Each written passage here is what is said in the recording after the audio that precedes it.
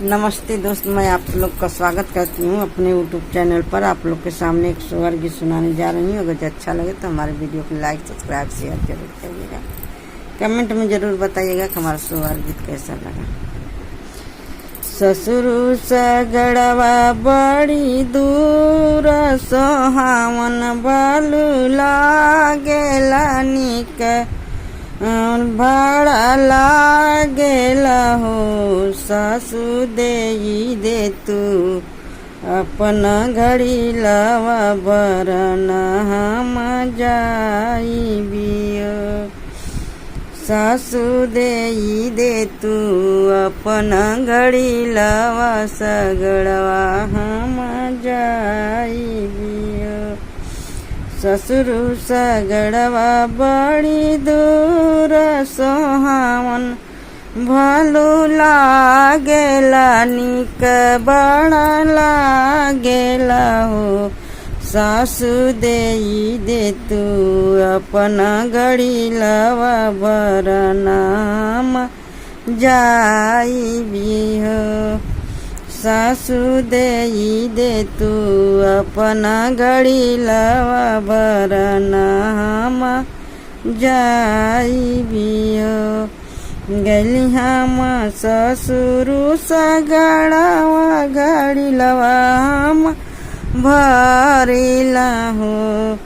गली हम ससुरु सगड़वा घड़ी लवा हम भरिला हो। सासु हाथिया चढ़ल हथुआ नावा, नजरिया हमके मारेला। सासु हाथिया चढ़ल हथुआ नावा, नजरिया हमके मारेला। कौने बराना बहुवर हाथिया, कवन रंग महावर हो। बहुवर कौने रंग हमें हाथुआ नावा, नजरिया तोहे मारेला। कौन रंग हई हाथिया, कवन रंग महावर हो। बहुवर कौने रंग हमें हाथुआ नावा, नजरिया तोहे मारेला हो।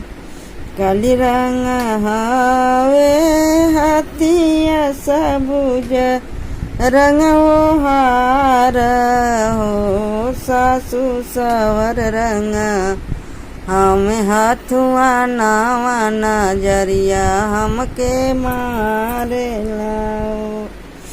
काली रंग हवे हाथिया, सबुज रंग वो हार न हो। सासु सवर रंग हमें हाथुआ नावा, नजर हमके मारेला।